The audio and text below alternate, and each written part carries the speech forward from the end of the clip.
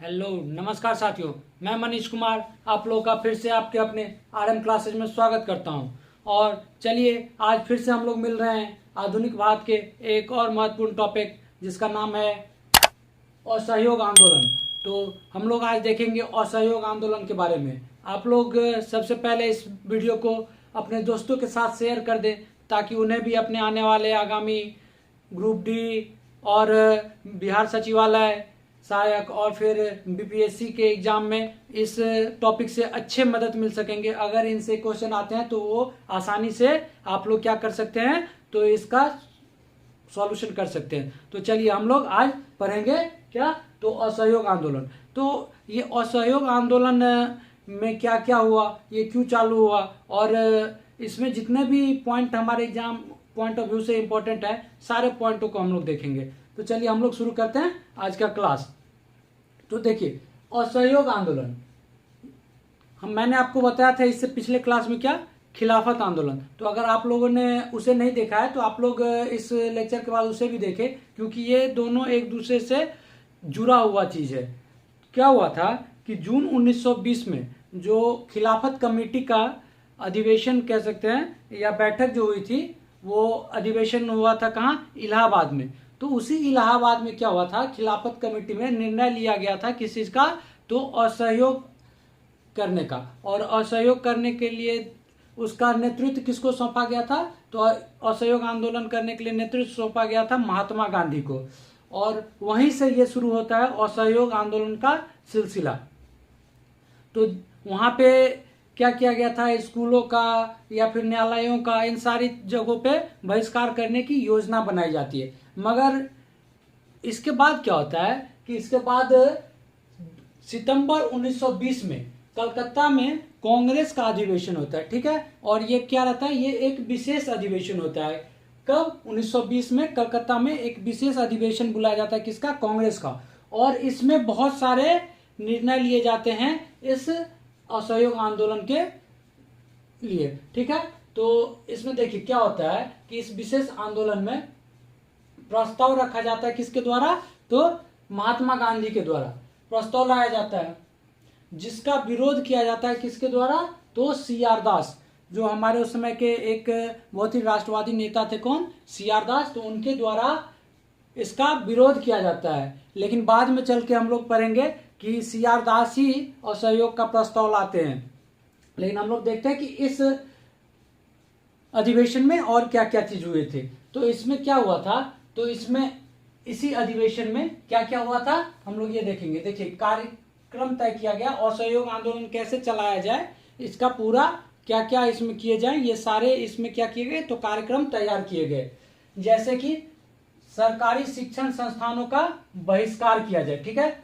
जितने भी सरकारी शिक्षण संस्थान थे जैसे स्कूल कॉलेज, इन सभी का बहिष्कार करने की बात कही गई। इसी में क्या हुआ था, तो सभी छात्रों ने, बहुत सारे छात्रों ने क्या किया था कि अपने स्कूल कॉलेज को त्याग कर असहयोग आंदोलन से जुड़ गए थे, जिसमें अपने एक डॉक्टर राजेंद्र प्रसाद भी शामिल हैं, जिन्होंने क्या किया था कि उस समय अपना कॉलेज छोड़ के, पटना कॉलेज छोड़ के, सिर्फ 20 दिन उनके एग्जाम में बाकी थे, उसी टाइम पे उन्होंने क्या किया, कॉलेज छोड़ दिया और वो इसमें शामिल हो गए। और बाद में उन्होंने शिक्षा कहाँ से ग्रहण की, तो शिक्षा ग्रहण की विद्यापीठ से, ठीक है।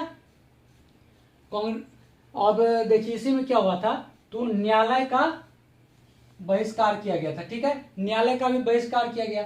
अब इसी में हमारे जो उस समय में वकालत कर रहे कुछ बड़े नेता थे, जिसमें मोतीलाल नेहरू, लाला लाजपत राय और सरदार वल्लभ भाई पटेल, जवाहरलाल नेहरू, ये सब क्या थे, तो ये इन लोगों ने क्या किया था, तो वकालत किया था। और इन लोगों ने क्या किया, तो इन लोगों ने ही क्या किया, तो न्यायालय का बहिष्कार किया, ठीक है।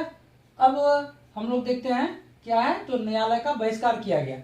अब उस समय क्या था, तो विधान परिषद का भी बहिष्कार किया गया। तो विधान परिषद का बहिष्कार क्यों किया गया, क्या था कि 1919 का हम लोग अधिवेशन पढ़ते हैं, पार्लियामेंट 1919 में कौन सा था, मॉन्टेग्यू चेम्सफोर्ड। तो मॉन्टेग्यू चेम्सफोर्ड के तहत क्या किया गया था, तो निर्वाचन करने का, चुनाव कराने का जो था वो प्रस्ताव दिया गया था। कब, 1920 में। और विधान परिषद का इसीलिए बहिष्कार किया जाता है कि कांग्रेस के द्वारा उस चुनाव का क्या किया जाता है, तो बहिष्कार कर दिया जाता है। ठीक है। विदेशी वस्तुओं का बहिष्कार किया गया। अब विदेश से जितने भी वस्तुएं आते थे, जैसे कपड़ा और भी वस्तुएं सब, तो उसका बहिष्कार किया गया। और इसी में क्या किया गया था, तो विदेशी वस्त्र जैसे थे उसकी क्या की गई थी, तो होली जलाई गई थी। ठीक है। और विदेशी वस्तुओं का बहिष्कार करने से क्या हुआ, तो हमारे जो राष्ट्रीय वस्तु थे उसका एक तरह से कहिए तो उसका एक तरह से मांग बढ़ गया, प्रमोशन होने लगा। तो इसके साथ क्या हुआ, तो खादी वस्त्र जो उस समय के सबसे महत्वपूर्ण कपड़ों में आते थे, खादी, उसका क्या हुआ, उपयोग को बढ़ावा मिला। ठीक है। खादी के वस्त्रों के उपयोग को क्या हुआ, तो बढ़ावा मिल गया। और चरखा को प्रोत्साहन किया गया। ठीक है। ये चरखा आप लोग हमेशा देखते होंगे, गांधी जी के तस्वीर के साथ ये चरखा दर्शाया जाता है, तो एक्चुअली ये यहीं से आप लोग कह सकते हैं कि ये इनसे जुड़ गया था। तो चरखा को क्या किया गया, तो चरखा को प्रोत्साहन किया गया। ठीक है। इसी में और क्या किया गया था, तो सरकार के द्वारा जो है हमारे जो महत्वपूर्ण उस समय के व्यक्ति हुआ करते थे, उन्हें सरकार के द्वारा क्या था, तो उपाधियां दी जाती थी। और तो इसमें क्या हुआ, तो सरकारी उपाधि जो दिया जाता था उसका जो है वो परित्याग किया गया। और अवैतनिक पद, जो कुछ पद दिए जाते थे जिसमें वेतन नहीं रहता था, उन पदों का भी परित्याग किया गया हमारे राष्ट्रीय नेता जो उस समय के थे उनके द्वारा, और जो गणमान्य व्यक्ति थे उनके द्वारा। ठीक है।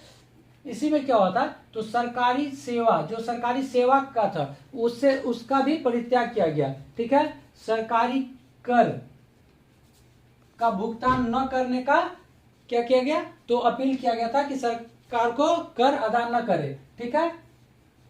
अब सरकारी उत्सव, उस समय जो फेस्टिवल होते थे, सरकारी उत्सव जो होते थे, उत्सवों का क्या किया गया था, तो उत्सव और समारोह जो थे उसका भी बहिष्कार किया गया। ठीक है। इस और क्या किया गया था, तो ये सारी चीजें आप लोग को याद रखना है क्या क्या, तो सरकारी शिक्षण संस्थाओं का क्या किया गया, तो बहिष्कार किया गया, न्यायालयों का बहिष्कार किया गया, विधान परिषद का बहिष्कार किया गया, विदेशी वस्तुओं का बहिष्कार किया गया, जिससे क्या, और किसका, तो खादी को जो है वो बढ़ावा दिया गया, चरखा को प्रोत्साहन किया गया, और सरकारी उपाधियां और अवैतनिक पद का क्या किया, परित्याग किया गया, सरकारी सेवा का परित्याग किया गया, सरकार को कर देने से क्या किया गया, तो सरकार को कर भुगतान न करने का निर्णय लिया गया, और सरकारी उत्सव समारोह जो होते थे वो उसका भी बहिष्कार किया गया। ये सारी चीजें फैसला लिया गया था किस चीज में, तो इसी अधिवेशन में, जो कलकत्ता के विशेष अधिवेशन था उसमें ये सारी चीजों पर निर्णय लिया गया, और बाद में चल के इसी पे क्रियान्वयन किया गया। ठीक है।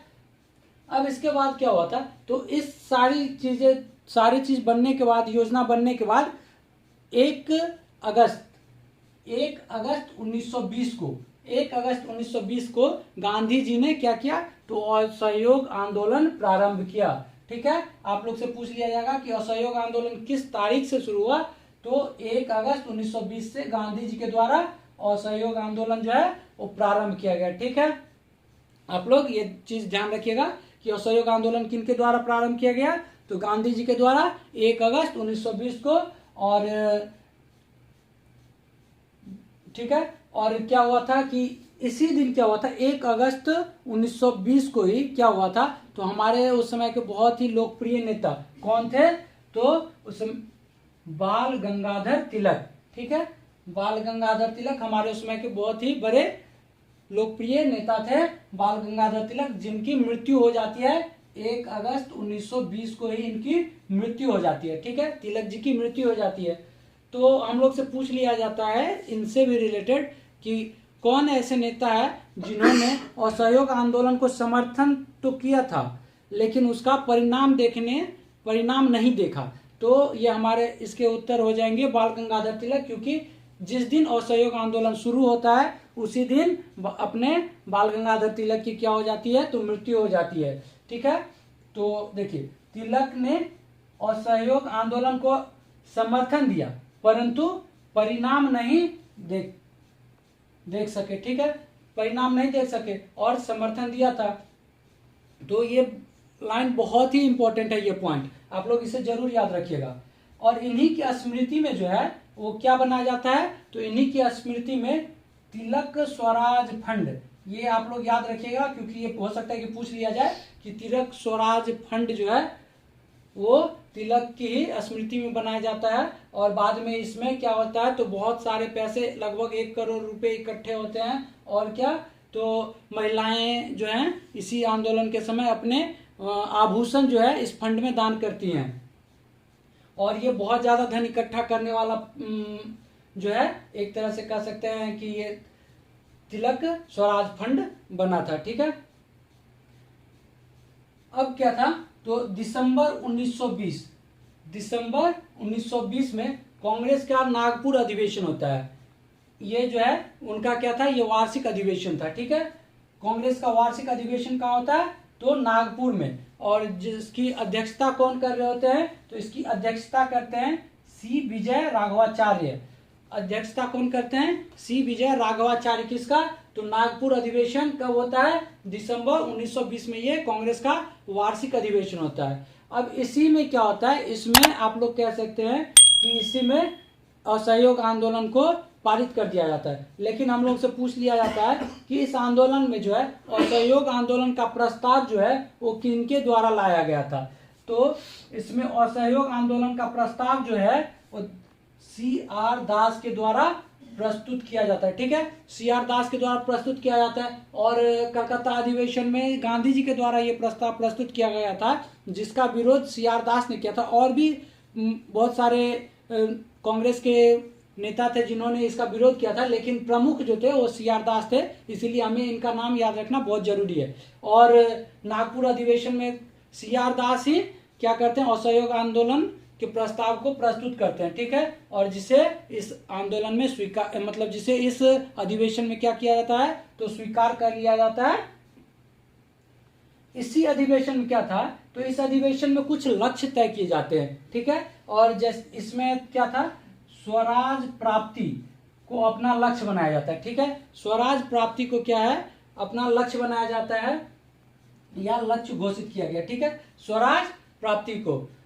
दूसरा क्या था, तो कांग्रेस पहली बार क्या करती है, तो संवैधानिक दायरे से बाहर निकल के, ठीक है, संवैधानिक दायरे से वो बाहर निकलती है और जनसंघर्ष की अवधारणा को क्या करता है, तो स्वीकार करता है। इससे पहले कांग्रेस का रवैया क्या रहता है, तो संविधान के अंदर रह के हर एक नियम कानून के तहत ही वो सारी मांगे करती हैं और सारे कार्य करते हैं। लेकिन इस आंदोलन में पहली बार क्या होता है, तो ये संवैधानिक दायरे के बाहर निकलती है और जनसंघर्ष को स्वीकार करता है। तो आप लोग से पूछ लिया जाता है कि कौन सी आंदोलन थी जिसमें महात्मा गांधी जो है वो अखिल भारतीय लेवल पे क्या करते हैं, जन संघर्ष करते हैं। तो आप लोग को ये याद रखना है कि यही असहयोग आंदोलन है जिसमें गांधी जी क्या करते हैं, अखिल भारतीय लेवल पे जन संघर्ष करते हैं। ठीक है, अब देखिए इसमें और क्या था, तो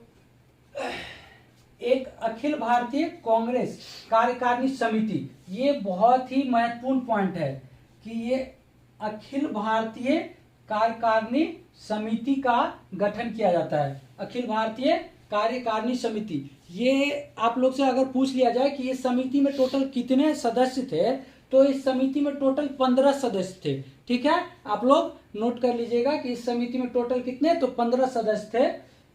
और इसका गठन जो है इसी नागपुर अधिवेशन में किया जाता है। ठीक है, जिसको CWC मतलब क्या हुआ, तो कांग्रेस वर्किंग कमेटी।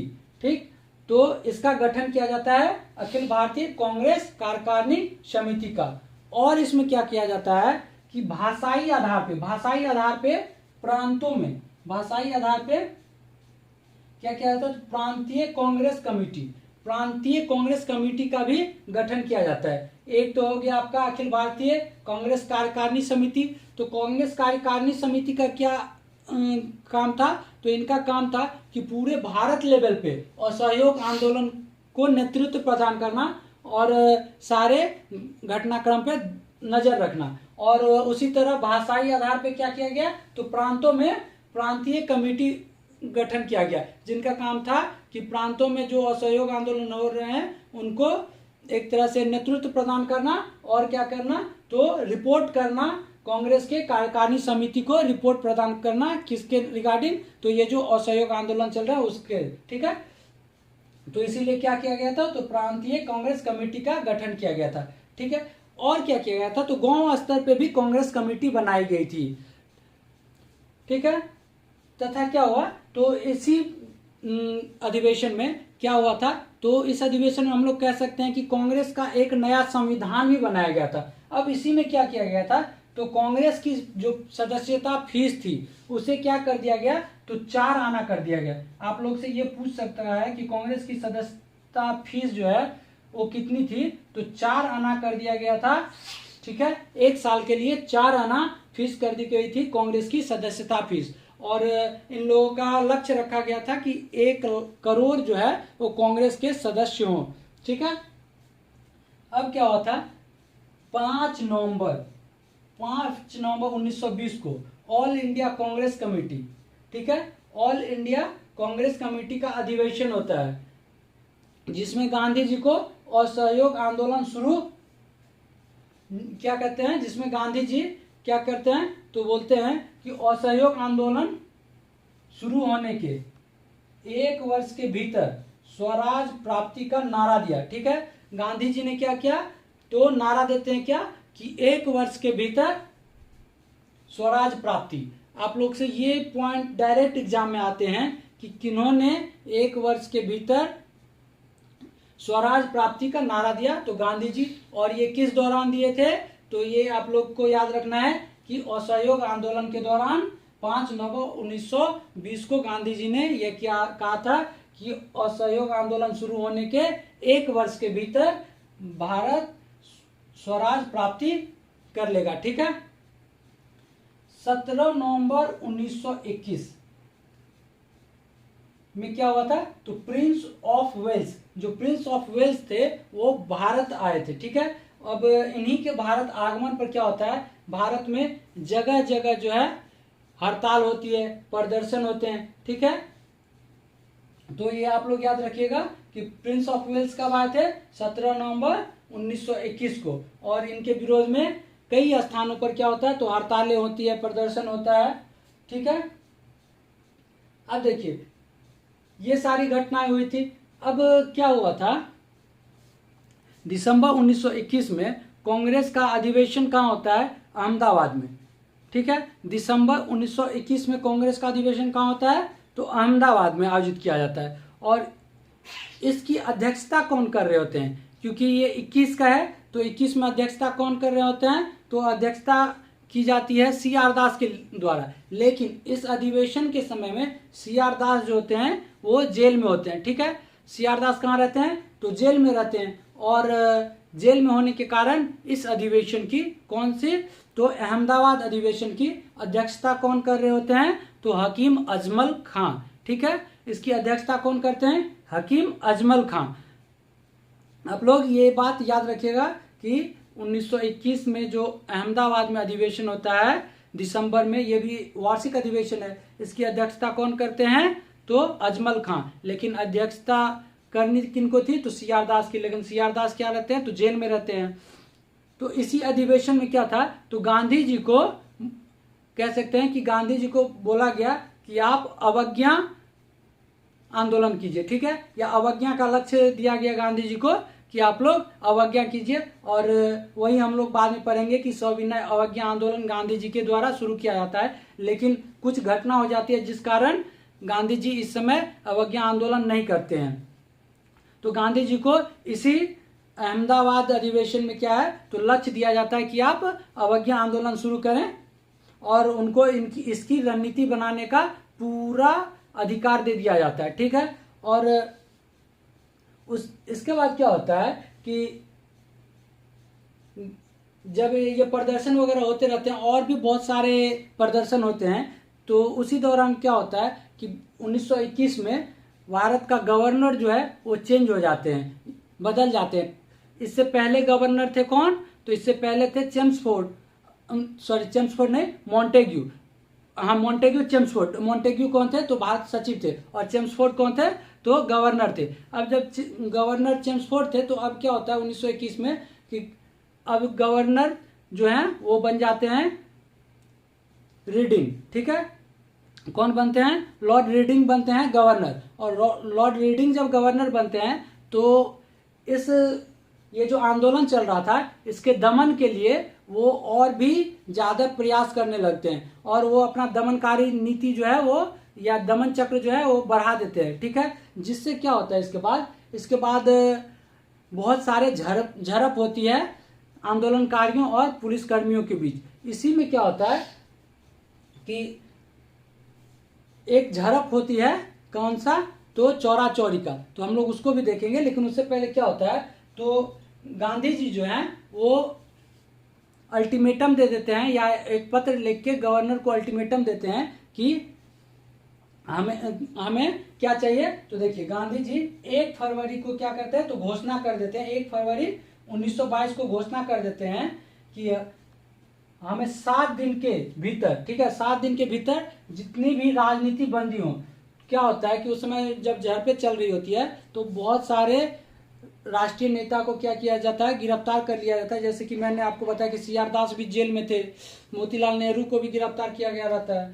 तो 7 दिन के भीतर जो है वो बोलते हैं सरकार से कि 7 दिन के भीतर हमारे जितने भी राजनीतिक बंदी हैं उन्हें आप रिहा करें। और इनके द्वारा इस आंदोलन के समय क्या किया गया रहता है तो प्रेस पर भी कंट्रोल कर लिया जाता है, उस पर भी बहुत सारे प्रतिबंध लगाए जाते हैं। तो गांधी जी कहते हैं कि प्रेस पर सरकार का नियंत्रण समाप्त करे। जो प्रेस पर जो सरकार का नियंत्रण है उसको समाप्त करने को बोला जाता है, किसके द्वारा? तो गांधी जी के द्वारा। ठीक है, अगर ऐसा सरकार नहीं करेगी तो क्या होगा? अगर सरकार गांधी जी की ये बातें नहीं मानेगी तो गांधी जी जो क्या करेंगे तो गांधी जी सविनय अवज्ञा आंदोलन छेड़ेंगे। तो यही सविनय अवज्ञा आंदोलन की सारी तैयारियां करने के लिए गांधी जी कहाँ गए रहते हैं तो बारदोली में। तो गांधी जी कहते हैं कि अगर सरकार हमारी ये बातें नहीं मानती है तो बारदोली में क्या करेंगे तो सविनय अवज्ञा आंदोलन शुरू करेंगे। लेकिन क्या होता है कि ये जो 1 फरवरी 1922 को गांधी जी 7 दिनों का जो लक्ष्य देते हैं, मगर इसी 7 दिन के अंदर क्या हो जाता है, इसी 7 दिन में एक घटना घट जाती है जो इसके लिए एक अभिशाप बन जाता है। तो हम लोग देखेंगे कि वो कौन सी घटना घटती है। तो क्या होता है कि 5 तारीख को आप लोग कह सकते हैं कि 5 फरवरी को एक घटना होती है जिसे हम लोग जानते हैं चौरी चौरा के नाम से। और वो घटना घटने के कारण क्या होता है तो गांधी जी जो है इस आंदोलन को या असहयोग आंदोलन को वापस ले लेते हैं। तो हम लोग उसके बारे में भी अच्छे से पढ़ेंगे। और भी कुछ पॉइंट हम लोग देख लेते हैं जो हमारे परीक्षा के लिए काफी महत्वपूर्ण है, उसको पहले देख लेते हैं, उसके बाद हम लोग चौरी चौरा को देखेंगे। ठीक है, तो इसी समय क्या हुआ था, इसी आंदोलन के समय, असहयोग आंदोलन के समय रविंद्रनाथ टैगोर ने क्या कहा था तो उस समय क्या किया गया था तो विदेशी वस्त्रों की होली जलाई जा रही थी। तो रविंद्रनाथ टैगोर ने विदेशी वस्त्रों का जो होली जलाया जा रहा था तो उसके बारे में क्या कहा था कि ये अविवेक या निष्ठुर बर्बादी है। ठीक है, रविंद्रनाथ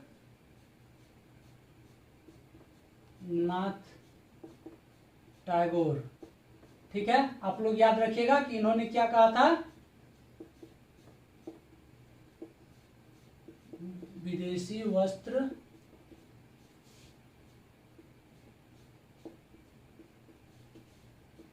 जलाए जाने को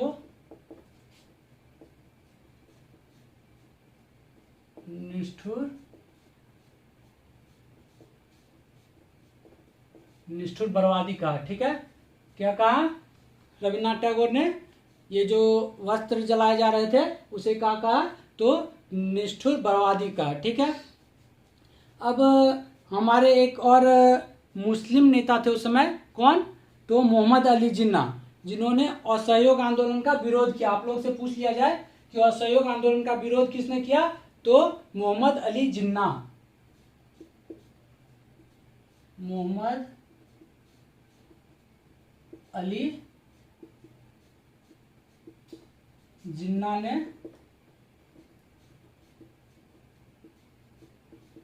असहयोग आंदोलन का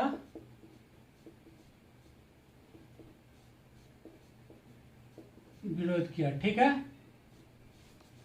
आप लोग ये याद रखिएगा कि किसने विरोध किया, तो मोहम्मद अली जिन्ना ने असहयोग आंदोलन का विरोध किया।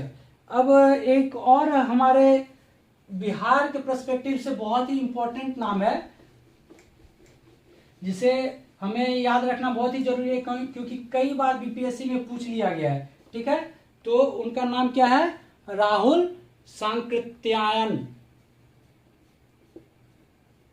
राहुल सांकृत्यायन। ठीक है, क्या नाम है, ठीक है, राहुल सांकृत्यायन। ये अपनी शिक्षा कहां से ग्रहण करते हैं, तो शिक्षा जो है इनकी, ये बनारस, शिक्षा कहां ग्रहण करते हैं, तो बनारस में। और ये 1912 में क्या करते हैं, तो ये 1912 में साधु बन जाते हैं। राहुल सांकृत्यायन क्या बनते हैं, तो 1912 में साधु बन जाते हैं। ठीक है, और इन्होंने असहयोग आंदोलन के दौरान छपरा से क्या किया था, तो छपरा से सक्रिय भूमिका निभाई थी। छपरा से सक्रिय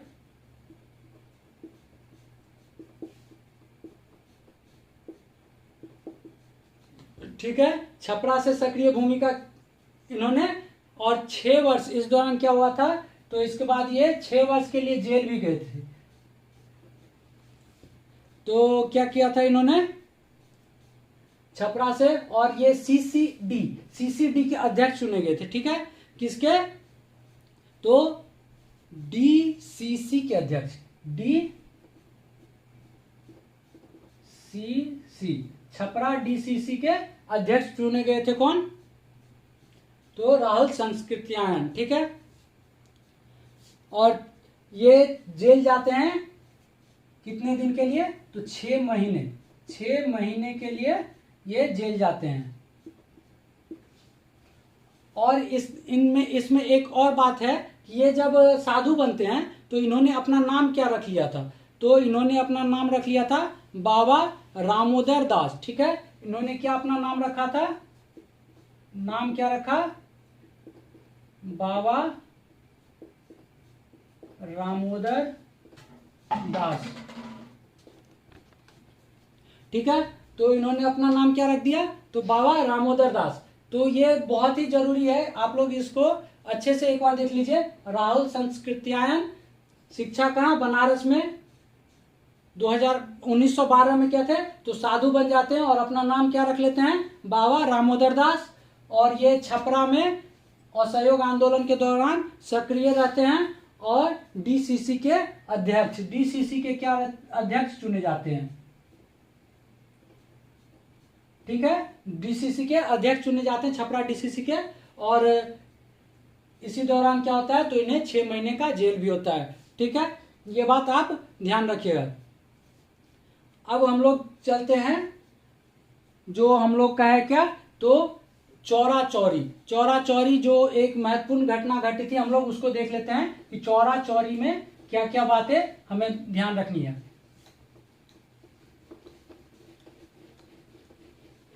तो चौरा चौरी कब हुआ था, चौरा चौरी हुआ था, आप लोग को पूछ लिया जाता है डायरेक्ट एग्जाम में कि चौरा चौरी घटना कब हुई थी। तो चौरा चौरी कब हुई थी, तो 5 फरवरी को हुई थी चौरा चौरी।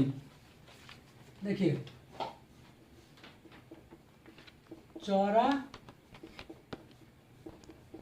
चौरी, चौरा चौरी कहाँ है, सबसे पहले हमें ये जानना जरूरी है कि चौरा चौरी है कहाँ। तो ये आप लोग कह सकते हैं उस समय में क्या था, तो संयुक्त प्रांत, और अभी क्या है, उत्तर प्रदेश। तो संयुक्त प्रांत का एक गांव है, तो ये क्या है, गोरखपुर जिला है जिसमें एक गांव है, गोरखपुर में एक गांव है, गोरखपुर में एक गांव है, ठीक है। और गोरखपुर कहाँ है? तो उत्तर प्रदेश में। और उस समय इसको क्या कहा जाता था? मध्य प्रांत का, संयुक्त प्रांत कहा जाता था किसको? तो उत्तर प्रदेश को, ठीक है। तो वहां का एक गांव है जो इस क्या कहते हैं घटना के कारण, चौरी चौरा घटना के कारण इस गांव का नाम क्या है? तो हमारे इतिहास के पन्नों में कह सकते हैं कि छप गई है। तो हम लोग को ये बहुत ही जरूरी है इसे याद रखना कि ये कब हुआ था। तो चौरी चौरा कब हुआ था? तो 5 फरवरी को ये घटना घटी थी। चौरी चौरा 5 फरवरी 1922 को, ठीक है।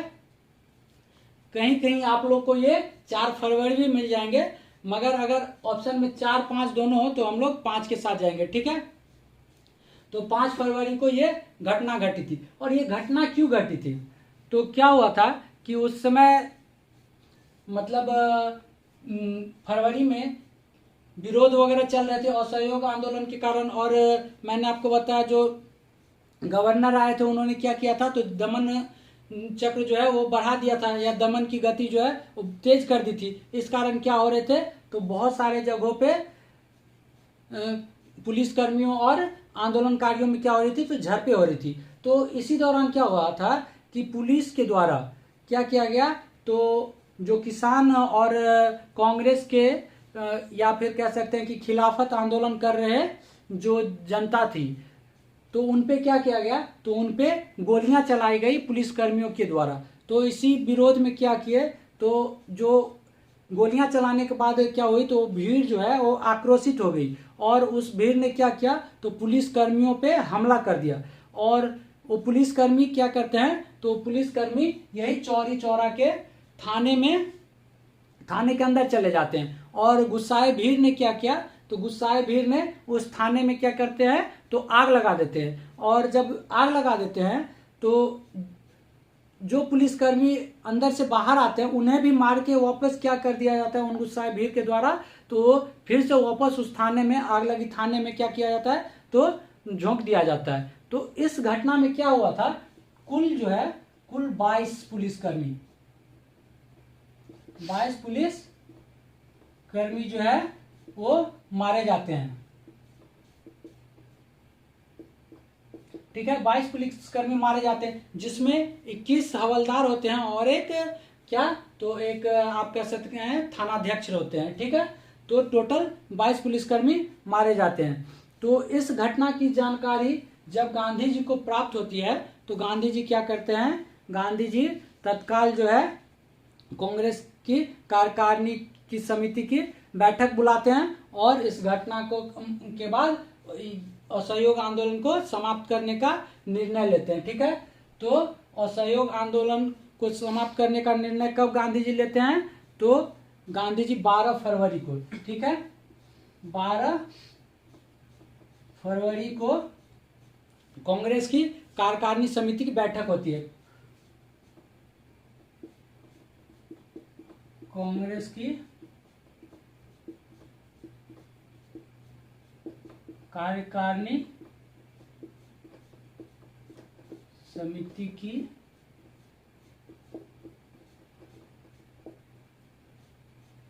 बैठक होती है।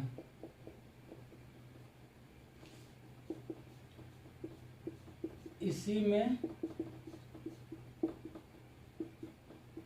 गांधी जी के द्वारा असहयोग आंदोलन को वापस लेने का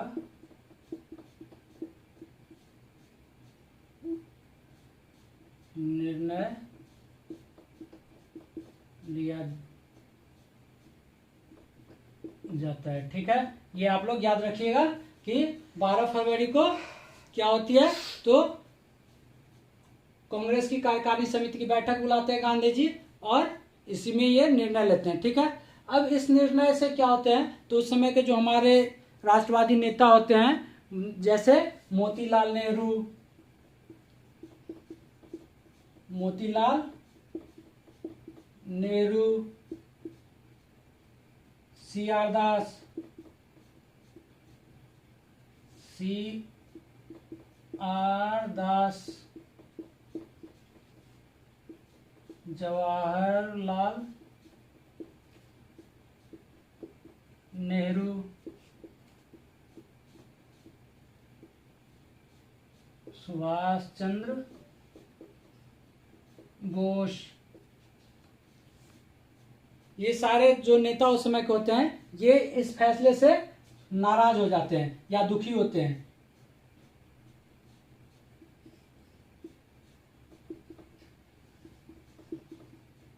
ठीक है, असहयोग आंदोलन वापस लेने से ये सारे जो है उस समय के हमारे राष्ट्रीय नेता थे, राष्ट्रवादी नेता, वो क्या हो जाते हैं, तो इससे काफी नाखुश होते हैं। ठीक है,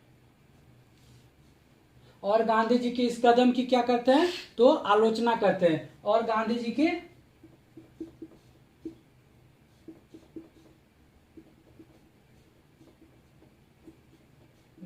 की आलोचना करते हैं। ठीक है, आप लोग ये याद रखिएगा। अब क्या होता है कि 24 फरवरी को कांग्रेस की दिल्ली में बैठक होती है। ठीक है, 24 फरवरी को क्या होता है, 24 फरवरी को एक बैठक होती है, कहाँ, तो दिल्ली में।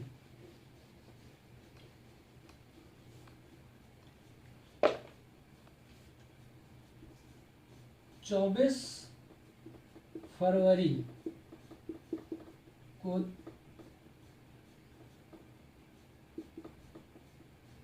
दिल्ली में कांग्रेस की बैठक होती है। ठीक है, और इसमें इसी में क्या किया जाता है, तो इसी बैठक में एक होते हैं हमारे उस समय के एक नेता थे, कौन, तो डॉक्टर मुंजे, डॉक्टर मुंजे। ठीक है, तो डॉक्टर मुंजे के द्वारा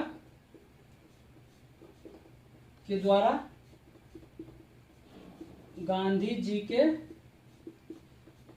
विरुद्ध एक निंदा प्रस्ताव लाया जाता है। ठीक है, आप लोग से ये एग्जाम में पूछ लिया जाएगा कि गांधी जी के विरुद्ध निंदा प्रस्ताव किसने लाया था, तो गांधी जी के विरुद्ध जो है निंदा प्रस्ताव कौन लाते हैं, तो डॉक्टर मुंजे। आप लोग इनका नाम याद रखिएगा, डॉक्टर मुंजे जो हैं वो गांधी जी के विरुद्ध निंदा प्रस्ताव लाते हैं। कब, 24 फरवरी को दिल्ली में जो कांग्रेस का अधिवेशन था। ठीक है, कांग्रेस की बैठक में, ये इसी असहयोग आंदोलन के दौरान। ठीक है, ये सारी घटनाएं होती है। अब क्या होता है, 10 मार्च 1922 को गांधी जी को गिरफ्तार कर लिया जाता है। सरकार, ये सारी घटनाएं हो रहती है, इसी में सरकार क्या करती है, तो सरकार अपना फायदा देखती है और 10 मार्च 1922 को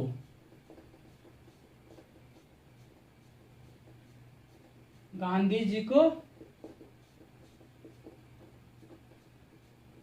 गिरफ्तार कर लिया जाता है। ठीक है, 10 मार्च 1922 को गांधी जी को क्या किया जाता है, तो गिरफ्तार कर लिया जाता है। मगर गांधी जी की स्वास्थ्य हालत जो है धीरे धीरे कुछ दिनों में क्या होती है, तो खराब हो जाती है। तो स्वास्थ्य कारणों से गांधी जी को जो है फिर से छोड़ दिया जाता है। ठीक है,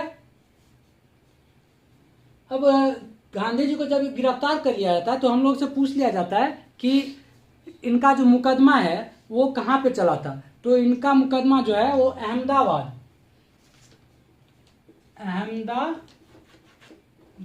के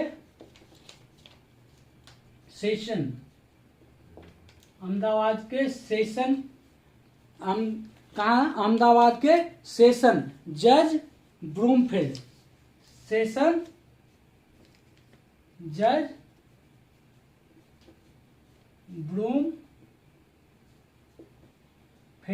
ठीक है, सेशन